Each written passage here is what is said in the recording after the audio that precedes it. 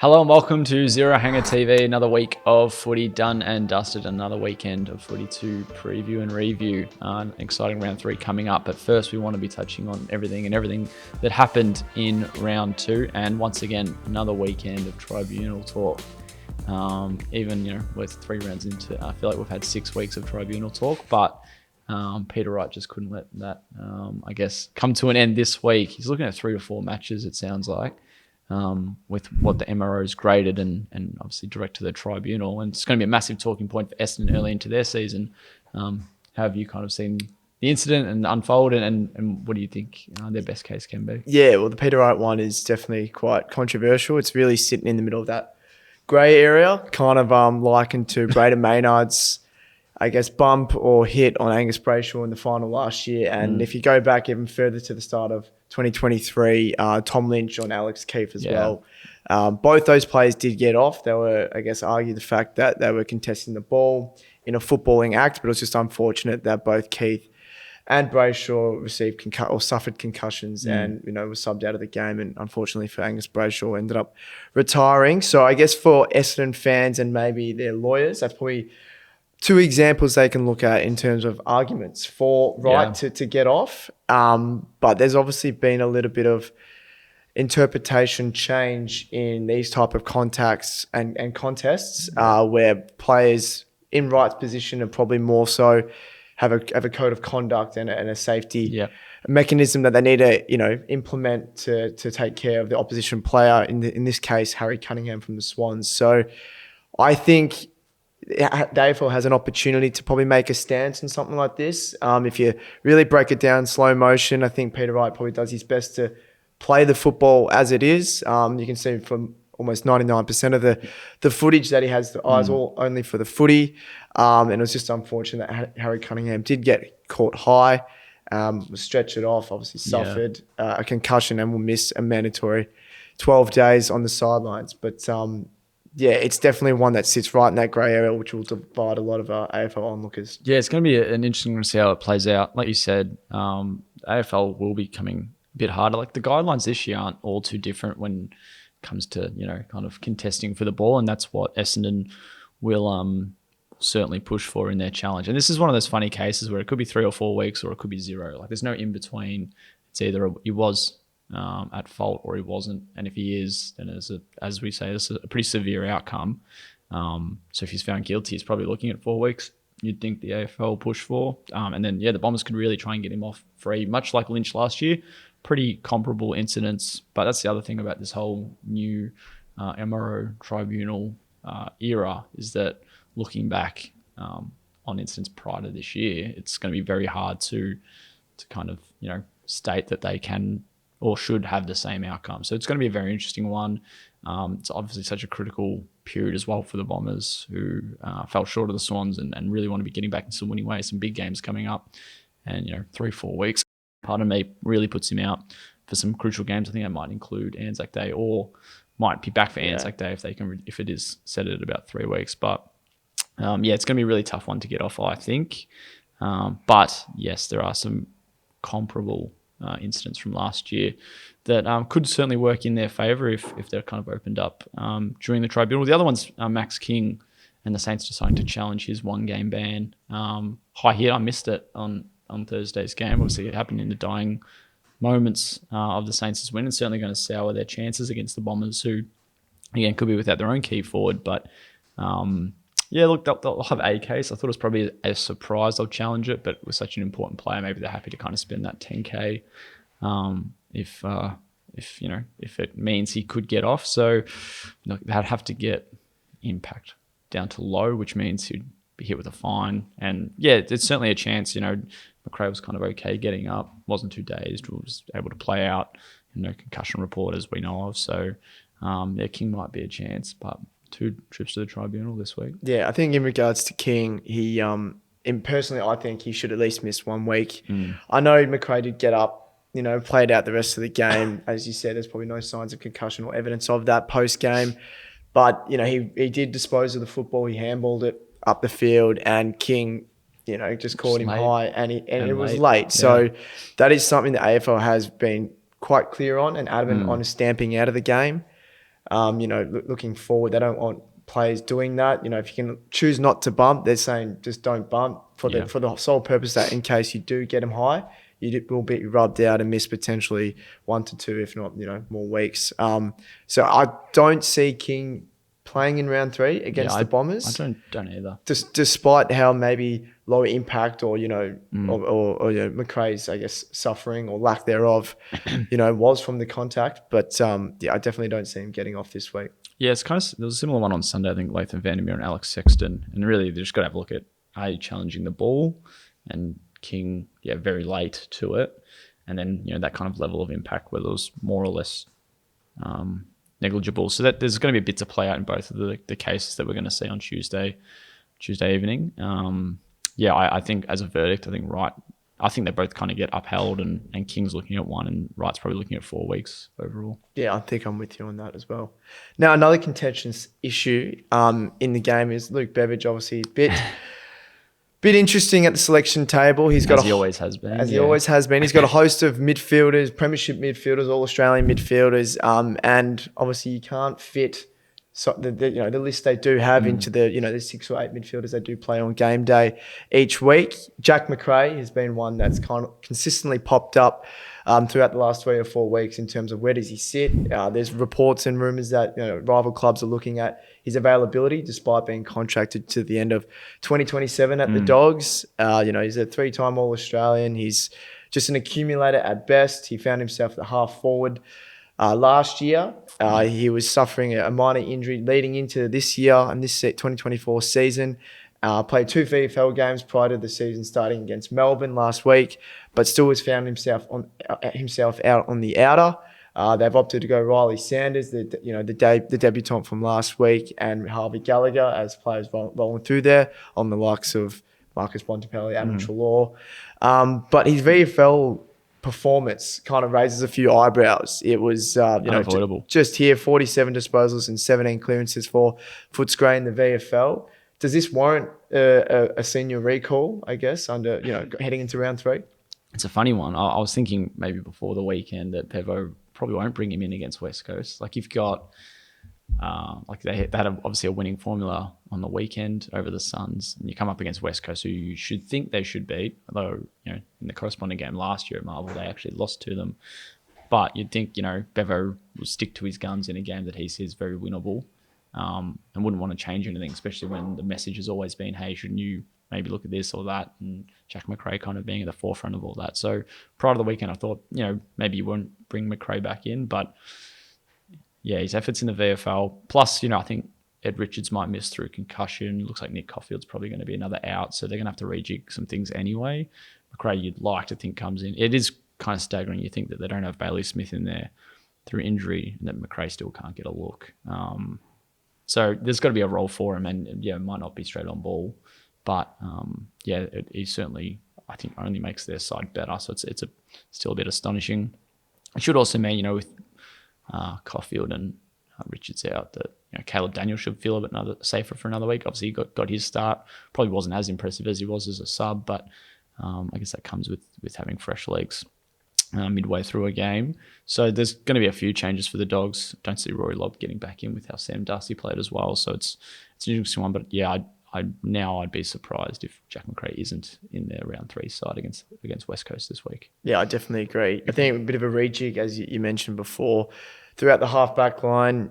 Ed Richards and Nick Caulfield both out from those defensive posts. Maybe Ed Richards was planning on maybe moving up to a wing and potentially through the midfield throughout the year, but we'll miss this week through concussions. So you think maybe Caleb Daniel moves to more of that half-back position, playing more of a high half-back, and that might open up a spot through the midfield and through the wing, which, again, you'd think, given Jack McRae's incredible performance in the VFL, not to mention his incredible consistency through almost a decade of football, if not longer, that he'd be the first in line to take one of those positions going forward. Yeah, I think so. Plus, you look at a Vandermeer or a Gallagher, and job security-wise, if you need to make some moves that are going to accommodate McRae and keep your backline kind of safe and secure, they're probably some of the guys that could make way. So, there's a bit to play out for the Dogs.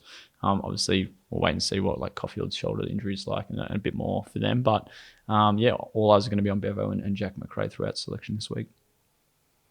Now moving on to the MVP, where we saw 6 players record perfect games. One of them was Nazaya Wanganeen-Miller, Tom Stewart, Christian Petrarca, Tom Papley, Luke Jackson, and Zach Butters. Impressive performances from those 6. It's pretty hard not to give them the maximum votes. Yeah. So we'll just start with them and maybe unpack, I guess, how they achieved such a high feat. Yeah, it's certainly shaking up the leaderboard a little bit. Obviously, we're very early into the season. And Wanganeen-Miller was, very impressive. I didn't know if it was going to be a unanimous best on, but I think it's probably an easy pick for 5 votes for me. Very clean off the defensive 50 and even providing a fair bit further up the ground. Tom Stewart, electric. And milestone match too. Certainly added to the occasion. Graham Minor certainly would have ran close to getting a 5-vote game from me as well. Petrarca solid. Papley was, again, the Swans are very level. Like we've seen that for the first 3 weeks. I think Heaney even came through with a few votes. And Jackson and Butters, really dominant in 2 very strong wins. So it's certainly added a little bit to our top 10. But yeah, it's probably could have had a couple more. I think Tom Green might have ran pretty close to getting a 20 as well. So there's a fair bit with 2.5 runs in, I guess you can call it. And a couple of clubs have played, more than others, but it's a very tight leaderboard at the top. Yeah, well, looking at that leaderboard, Tom Green has taken the reign as, I guess, the leader from Isaac Heaney, who, put together 2 perfect games, but I wouldn't say he was just off his mark in round 2 against the Bombers at the SCG, but as we've established, there's probably a few players ahead of him that we thought anyway. Then you got Matt Rowell, who was the only player, I think, from the top 10 of our leaderboard after round 1, also including opening round's performance, that he actually didn't record or register a single vote in the loss to the Bulldogs. Zach Butters, he's only played 2 games, yet he shot up to 4th. Then you got Caleb Sarong and Luke Jackson, who have been pretty consistent. Obviously, Caleb Sarong's round 1 performance for the Dockers against the Lions was out of this world, and he backed that up against the Kangaroos. Ruckman Max Gawn from the D's, he's proven to be, again, probably up there and still being the best ruckman in the competition. He's been, I think, 5 or 6 time All-Australian. He's probably looking to add to that. Tuke Miller from the Suns and Christian Petrarca round out that top 10 with Chad Warner as well, who's been pretty impressive in the early weeks of the 2024 season. Yeah, there's a few double-ups as well. Like Sydney have 2, as you mentioned, Heaney and Warner. Demons have 2 in Gawn and Petrarca. But yeah, Freo having Sarong and Jackson at 5 and 6 with just the 2 games under their belts is a pretty good effort. And as you mentioned, Zach Butters as well didn't feature in opening round and is right in the mix. So him and Sarong and Green, some really strong starts. As you mentioned, Round couldn't quite hold on to his lead, and Heaney and Green just really added to strong seasons. I think both of those guys have polled in all 3 games they've played in. So Green having 49 of a possible 60 and Heaney only behind him on 1 vote says a lot about how those 2 have started the season. And I think it's also a testament to where this game is going and who's going to be, I guess, taking the lead as the poster boys of the competition. I guess we've seen the last few years, the Nick Dacos he burst onto the scene, be it Tom Green, Caleb Sarongs, Chad Warner, I guess Isaac Heaney, who's still probably entering his prime, same as Christian Petrarca, really start to, I guess, take the mantle from, the Fifes, the Pendleburys, the Martins, and a few others as well. And probably the Lachie Neale, despite him winning the Brownlow last year. But it's good to see that the game has a lot of competition for maybe the best midfielders, the best players. And it seems like a lot of the 22, 23-year-olds who are, I guess, drafted when they were 18, 19 ready, it's good to see, 4 or 5 years down the track that they're, taking the mantle as maybe number 1 or number 2 player in the competition, which is just a great sight to see for AFL lovers all around. So it's good to see. For sure. Getting stuck into our rookie rankings now, and a little bit of movement across the top 5. One player coming in, that's Harvey Thomas, who was in the top 5 after opening round, one of the I guess only 5 that actually featured in the first weekend of the season. He was pretty impressive. His first game might have fallen off just a touch, but a lot of competition obviously came in round 1, but shot straight back into it round 2. A fantastic effort against the Eagles on Sunday. Kicked a goal, I think assisted a couple more. 7 also scoring involvements, but laid heaps of tackles, 20 plus touches. Probably unfortunate not to actually break into 4th or higher, but I think another performance like that could see him really gunning for a podium spot at the end of round 3. But yeah, he comes in, replaces Zane Dursme in our top 5. And then just looking at the rest of the leaderboard there. So Harley Reid holds his spot at 4. Kayla Windsor falls from 2nd to 3rd, and that sees Colby McKercher go up to the 2nd spot. And Blake House has just been, I think, very efficient, very consistent across his 3 games. I think you look at his debut and opening round, and maybe the game against Hawks on the weekend took maybe a little bit of time to find his feet again, but really thrived under a bit more pressure as well when May and Lever were unable to see out the game, and he had to kind of take a bit more of a workload on in defence. And for a guy in his 3rd game, I thought he was stellar. So, yeah, he certainly gets to hold on to top spot in our rookie rankings. Yeah, I think with a player like Blake House, he's not going to get the most decorated stats, the most possessions, but he does just those little team things that I think the Ds are looking at bringing back into their game, that kind of that premiership year where everyone's just doing those 1%ers. I mean, we saw Christian Petrarca run from full forward to full back to spoil an easy Hawthorn goal to, put it through the behinds. And that's why I think Blake House is in that side. It probably gives freedom to Stephen May and Jake Lever prior to them going down during the game to kind of peel off their opponents, which is why we still believe, Blake House is definitely taking that number 1 spot in our rookie rankings. But with Colby McKercher coming and rivaling him at the top of the leaderboard there, wouldn't be surprised if we do see a bit of movement there. But McKercher against the Dockers under the roof at Etihad Stadium was super impressive. He's a lethal left foot kick. They love to get the ball in his hands. He's so attacking, kind of like that Sheasel role from last year and David Dacos the year before that. So it's exciting for North fans. He probably does have a little bit of work to do on the defensive side of things, but I think that just comes with time and experience in the game. Obviously, he's only played 2 games, so throwing him into the Wolves is definitely a hard task for anyone. But it's an interesting one when you've got both of them, like Sheasel and McKercher. And I think maybe it is just a move like they did last year, just to get him to find the ball a bit easier, an easier way to get the ball in his hands. And like you said, he's a lovely kick. And maybe it's a matter of, he'll maybe be a lot more midfield exposed later in the season. Like they got Sheasel in there by the end of last year, and he looked fantastic in the middle, even though he was drafted as a small forward and plays it as a defender. So it could just be a confidence and comfort thing. And ideally, I don't think McKercher stays in the back line all year like Sheasel did for a lot of last year. And they can really get a bit more out of McKercher through the middle.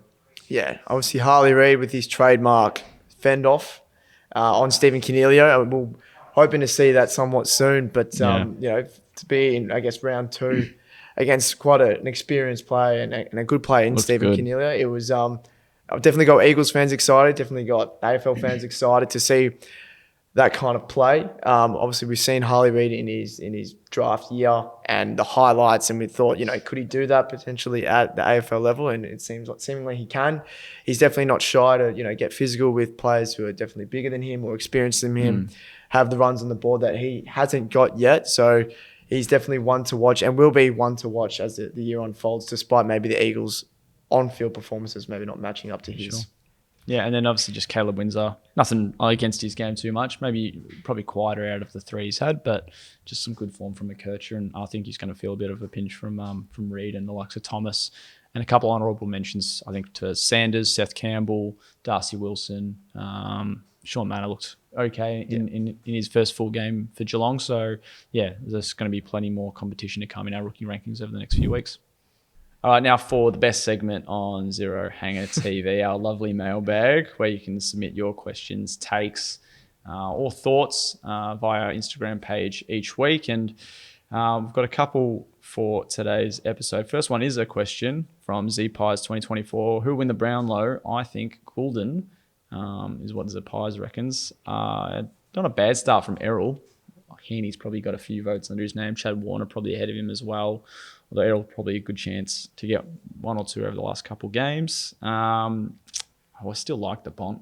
Like, they're not playing amazingly, and he always is. So if the Dogs can find a few wins here and there, I think he'll be hard to stop.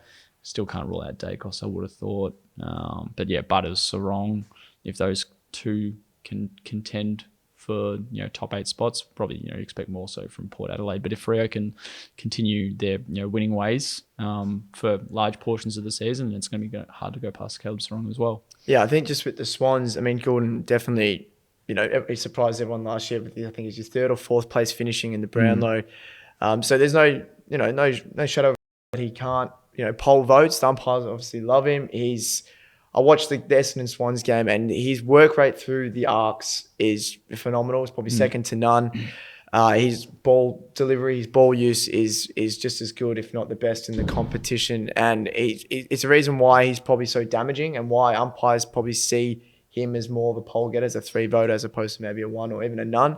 But with that, I think the Swans have such a balanced output, especially from the first 3 weeks of their season. But going forward, if they're going to be genuine contenders, they've got players, as we mentioned, Isaac Heaney, Tom Papley. We recorded that he was our best, in terms of the MVP rankings. They've got Callum Mills to come back in. Brodie Grundy will pinch in with a few big votes. Logan McDonald is starting to find his feet as the number 1 forward. Yeah. At the Swans. So there's a lot of plays there that could potentially steal votes off one another. That's not to say that it hasn't happened before. I think Nat Fyfe won the Brownlow in 2015 when the Dockers made a prelim final, and probably expected to make that granny and actually win it. So it's definitely doable for a team that's generally up the top.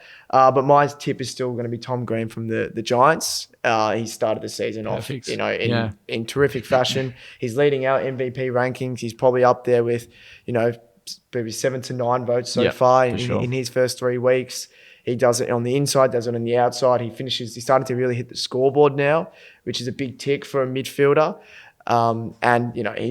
He's so lovable to watch. He, as I said, he can just win the contested ball, but then has the ability to spread so quickly and get included in that chain of scores for the Giants going forward. So I think he's my tip in the early part of the season. He's going to be a hard one to look by for sure. Take from Xander 99.94. Archie Perkins will be a top 5 player in 2 years. Don't hate it. Can't rule it out. Wouldn't have it, but what he showed in round 1 certainly suggests he's taking a step this year, or should be taking a step this year. And in 2 years' time, he's in his 6th year, so he's 23, 24 years of age. He's probably going to be hitting that spot like we have mentioned with your Greens and your Gouldens, Rouse and Sarongs and Butters. So he's going to be in that window. I think he's the same age as Goulden, to be fair, but probably a bit of a different role. I don't hate it. Like I said, top 5 player in the comp, guy who can kind of be pretty explosive through the midfield, have an impact, score forward of the ball. I don't hate it. I think the only thing with that is if Brad Scott and the Bombers kind of take the leash off him, given the fact they've got Zach Merritt, Darcy Parish, Dylan Shield to come back in, Jai Caldwell, Will Setterfield, Ben Hobbs. There's a lot Sardis as well. They got a lot of midfielders. Yeah, there's a lot of midfielders there that probably be played out of position, and I don't think it's been any shock to anyone that Perkins probably has been playing that half forward role, which I believe is probably the hardest position on an AFL ground. But as we saw in round 1 against the Hawks, if you give him the opportunity, he's more than capable of, hitting the scoreboard, gathering 20, 25, maybe even 30 disposals, winning clearances that are not just any clearances, but effective clearance at the front of the stoppage, and really creating that overlap, that handball movement that can score goals quickly from. But I think, for him to become a top 5 player in 2 years, I think that's where the growth will be. It's more the positional and the time in the midfield. I don't think he can be a top 5 player from the half-forward flank, unfortunately. But if he's given the opportunity, which we've seen that he can produce some sort of performances like, maybe a Marcus Bontempelli or an Errol Goulden or, Chad Warner through the midfield, that's where he will see tremendous growth. So he definitely has the potential, but obviously it's just the opportunity he needs to get in order to do so. For sure. And last one as well, take from Paul Trevelyan. Gaff dropped and Darling benched after another chapter in Eagles' rebuild. Well, yes, kind of a big story, obviously, Gaff, like such a long servant for the club. It doesn't mean he's never playing again, but it is going to be pretty interesting to see, when his next senior game comes. Been a champion for West Coast for a long time. And one of the very few veterans that kind of rolled over into this year. Obviously was contracted. Darling is another one who we'll touch on in a sec, but we saw Shuey, Natanui, and Hernal leave, and you'd think the similar is going to happen for a Gaff and a Darling and a McGovern over this year or next. So obviously they need to bring in the youth both on field and through list management, but you can't cut all of your veterans at once. I think this is probably going to be a nice little clip for Gaff, who I think did okay in the waffle practice game anyway. So, he'll continue to press for selection, which is something all Adam Simpson can ask for at this point. Yeah, I think the call, maybe as brutal as it might seem, is probably one that is necessary. He genuinely didn't have a good performance in round one. So normally when that happens, maybe if you're a younger player, you might be given a secondary week just to maybe find your feet and another opportunity. But because they've got a host of young players really coming through the ranks right now, and they're in the at the beginning of a rebuild, if not prior to, they do need to give these young kids some experience and exposure at the level, because they're going to be hopefully the next premiership players for the club. And unfortunately, Andrew Gaff's not going to be that. So if he, is around the club and he's doing the leadership things and the team things where he's constantly guiding these young players that will eventually take over his position on the wing or even through the midfield, that's probably now his role. Not to play, 23 games, I think, of the year and, be best on. It's now kind of guiding through that next generation, that next wave of young players who will be taking over the Eagles. So I did like the call from Simpson, but, hopefully he does get back in the side, because we know he can be a really good player, and they do need some experience on field as shown by the opening 2 rounds. But if he's not performing at the same token, he probably shouldn't be playing in that final 23. Yeah, and the Darling stuff was a pretty quiet game on Sunday. You think he wouldn't have played if Oscar Allen didn't get injured. They had to bring in Harry Barnett to help with the ruck and allow Bailey Williams to play a little bit more forward here and there. But those two can kind of interchange through those 2 roles.